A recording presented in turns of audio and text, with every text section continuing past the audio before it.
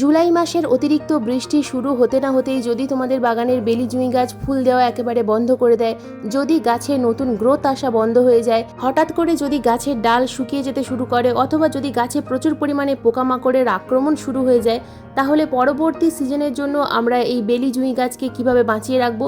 তাছাড়া এখনও কিন্তু বেলি জুঁই গাছে ফুল ফোটার সময় শেষ হয়ে যায়নি, তো কিভাবে আমরা আমাদের বাগানের প্রত্যেকটা বেলি জুঁই গাছকে অ্যাক্টিভেট রাখবো ফুল ফোটানোর জন্য। তো আজকের এই ভিডিওতে আমি সম্পূর্ণ ডিটেলসে আলোচনা করব যে কিভাবে আমরা জুলাই মাসের শেষে অথবা আগস্ট মাসে পরিচর্যা করব। আগস্ট মাসের শুরুতে আমরা আমাদের বাগানের বেলি জুঁই গাছে কি খাবার প্রয়োগ করব, কিভাবে ঘরোয়া কীটনাশক তৈরি করে গাছে প্রয়োগ করব এবং গাছে প্রচুর পরিমাণে ফুল ফোটাবো। আজকের ভিডিওটা সম্পূর্ণ দেখলে কিন্তু অনেক কিছুই তথ্য জানতে পারবে বন্ধুরা, তাই আজকের ভিডিওটা সম্পূর্ণ দেখার অনুরোধ করব। একটু স্কিপ করে দেখো না, স্কিপ করে দেখলে অনেক কিছুই কিন্তু মিস করে ফেলবে। নমস্কার, আমি লাবণী, আমার বাগানে তোমাদের সবাইকে জানাই স্বাগত।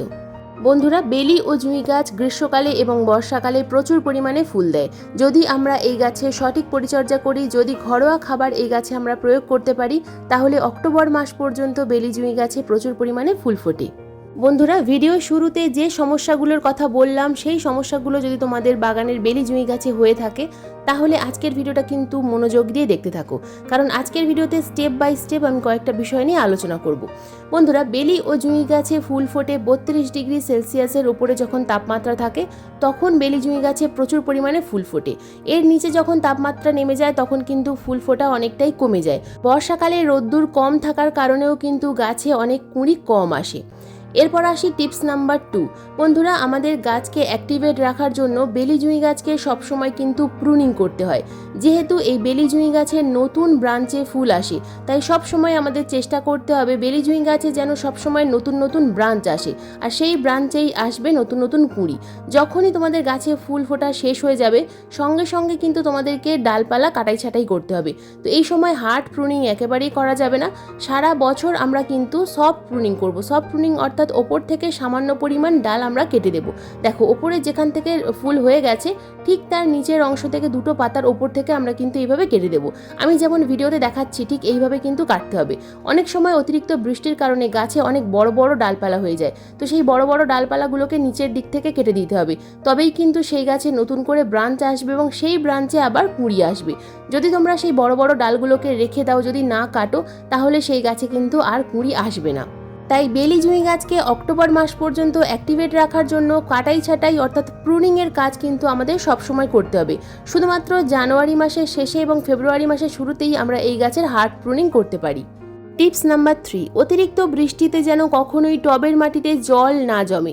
যদি অতিরিক্ত বৃষ্টিতে টবের মাটিতে জল জমে যায়, তাহলে কিন্তু গাছের পাতা হলুদ হয়ে যেতে শুরু করবে এবং গাছে নতুন গ্রোথ কম আসবে।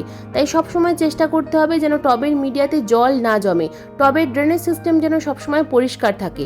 যখন আমরা যে গাছে খাবার প্রয়োগ করব, সেই গাছকে কয়েকদিনের জন্য শেডের মধ্যে রাখতে হবে।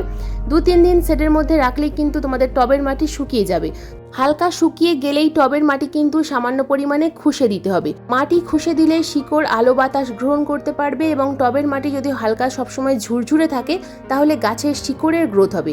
গাছের শিকড়ের যত গ্রোথ ভালো হবে, গাছের ওপরের দিকে শাখা প্রশাখারও গ্রোথ ভালো হবে। আর প্রথমেই বলেছি, নতুন শাখায় কিন্তু বেলি জুঁই গাছে সবসময় কুঁড়ি আসে।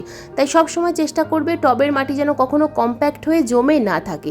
সবসময় টবের মাটিটাকে আলগা রাখার চেষ্টা করবে। তো দেখো, টবের মাটিটা কিন্তু আমি খুব ভালোভাবে খুশে নিয়েছি। টবের মাটি খুশে নেওয়ার পর গাছে আমরা খাবার প্রয়োগ করব। বন্ধুরা, এই সময় আমরা কি ধরনের খাবার প্রয়োগ করব? আজকের ভিডিওতে সম্পূর্ণ অর্গ্যানিক উপায়ে আমি কিন্তু আমার বাগানের বেলি ও জুঁই গাছের পরিচর্যা করে দেখাবো। অর্গ্যানিক উপায়ে পরিচর্যা করে আমার বাগানে অক্টোবর মাস পর্যন্ত প্রচুর পরিমাণে ফুল ফোটে।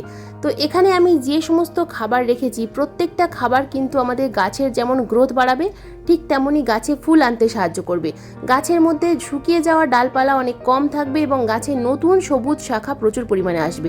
দেখতেই পাচ্ছ যে গাছের গোড়া থেকে কিন্তু প্রচুর পরিমাণে নতুন নতুন শাখা আসছে। তো এই রকমভাবে কিন্তু তোমাদের গাছেও শুট আসবে, নতুন নতুন শুট।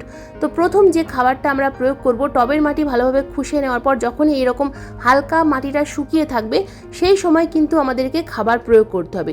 তো আমরা প্রথমেই যে খাবারটা প্রয়োগ করব, সেটা হলো নাইট্রোজেন সমৃদ্ধ খাবার। প্রথমেই যে খাবারটা আমি এখানে নিয়েছি সেটা হলো পুরনো গোবর সার।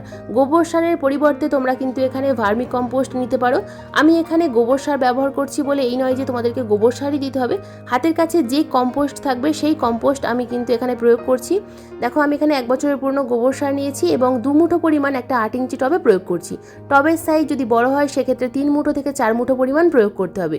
টবের সাইজ অনুযায়ী কিন্তু গাছে খাবার প্রয়োগ করতে হবে, তবেই তোমরা ভালো রেজাল্ট পাবে। বন্ধুরা, আমরা সবাই জানি বেলি ও জুঁই গাছ অ্যাসিডিক সয়েল ভালোবাসে, তাই দ্বিতীয় যে খাবারটা আমরা এখানে প্রয়োগ করব সেটা হলো চা পাতা। এখানে আমি ফ্রেশ চা পাতা 1/2 চামচ পরিমাণ নিয়েছি।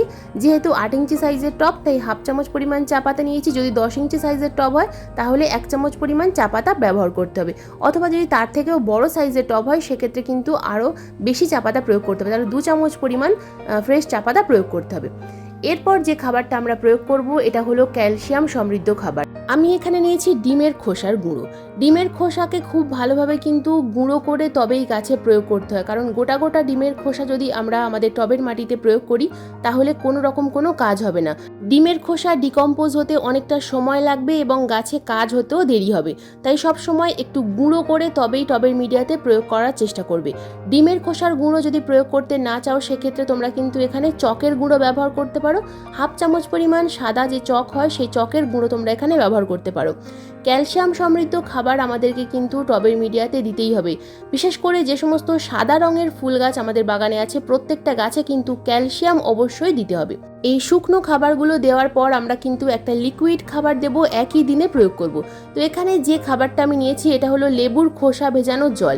লেবুর খোসা, যে কোনো লেবুর খোসা, পাতি লেবু হতে পারে, কাগজি লেবু হতে পারে, অথবা মুসাম্বি লেবু হতে পারে, যে কোনো লেবু তোমরা একটা লেবু নেবে। যদি ছোট সাইজের লেবু হয় সেক্ষেত্রে 2টো লেবুর খোসা, অথবা যদি বড় সাইজের লেবু হয় সেক্ষেত্রে একটা লেবুর খোসা 1 লিটার জলে 2 থেকে 3 দিন ভিজিয়ে রেখে দেবে চাপা দিয়ে ছায়া জায়গায়। তারপর সেটাকে আমরা ডাইলিউট করব সাধারণ জলের সাথে। সমপরিমাণ সাধারণ জলের সাথে ডাইলিউট করে আমরা কিন্তু টবের মিডিয়াতে প্রয়োগ করব। বন্ধুরা, লেবুর খোসাতে আছে প্রচুর মাত্রায় পটাশিয়াম।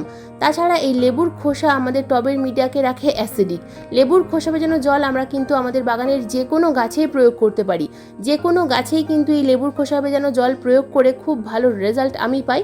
তাই তোমরাও একবার কিন্তু লেবুর খোসা ভেজানো জল প্রয়োগ করে দেখতে পারো। এটাও কিন্তু 15 দিন অন্তর অন্তর। মিশ্র খাবার প্রয়োগ করবে 15 দিন অন্তর অন্তর, এবং মিশ্র খাবার প্রয়োগ করার সঙ্গে এই খাবারটা প্রয়োগ করবে। এবার আসি ঘরোয়া কীটনাশকের কথায়। এই সময় বর্ষাকালে বেলি ও জুঁই গাছে অথবা যে কোনো গাছে প্রচুর পরিমাণে পোকামাকড়ের আক্রমণ হয়। দেখতেই পাচ্ছ যে ফুলের কুঁড়িগুলোকে কীভাবে খেয়ে নিয়েছে। তো এইভাবে আমাদের গাছের কুঁড়িগুলোকে কিন্তু ল্যাদা পোকা এবং বিভিন্ন ধরনের পোকা খেয়ে নেয়। তো সম্পূর্ণ ঘরোয়া একটা পেস্টিসাইড তৈরি করব, যার জন্য প্রথমেই প্রয়োজন শ্যাম্পু। যে কোনো শ্যাম্পু অথবা হ্যান্ড ওয়াশ নিতে হবে 1 চামচ পরিমাণ। 500 ml জলের মধ্যে আমি এটা লিকুইডটা মেশাচ্ছি। দেখো আমি প্রথমে নিয়ে নিলাম 1 চামচ পরিমাণ শ্যাম্পু। শ্যাম্পুর পর নিতে হবে আমাদের ডেটল অথবা স্যাভলন লিকুইড। ডেটল অথবা স্যাভলন লিকুইড কিন্তু দুর্দান্ত পেস্টিসাইডের কাজ করে। তো এখানে আমরা ডেটল সামান্য পরিমাণ 4 থেকে 5 ফোঁটা পরিমাণ আমরা এই 500 ml জলের মধ্যে মিশিয়ে নেব।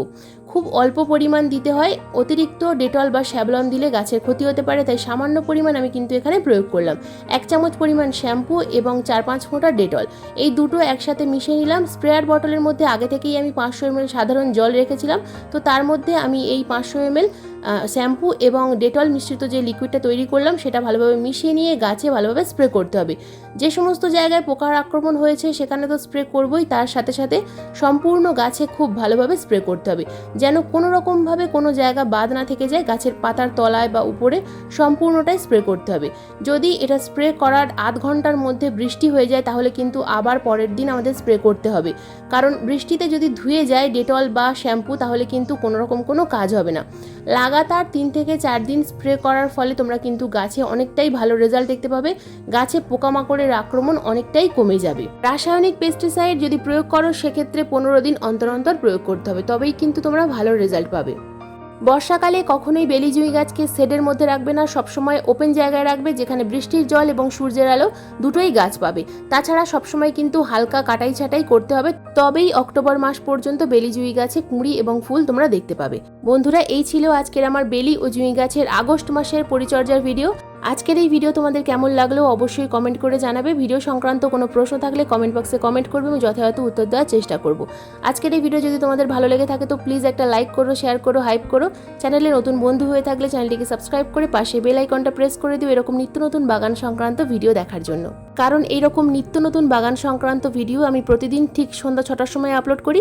ভিডিও আপলোড করার সঙ্গে সঙ্গে যখনই ভিডিও লাইভ হবে তোমাদের মোবাইল স্ক্রিনে অথবা কম্পিউটার স্ক্রিনে ভিডিও নোটিফিকেশন পৌঁছে যাবে। আজকের এই ভিডিওটা সম্পূর্ণ মনোযোগ দিয়ে দেখার জন্য তোমাদের সবাইকে জানাই অসংখ্য অসংখ্য ধন্যবাদ।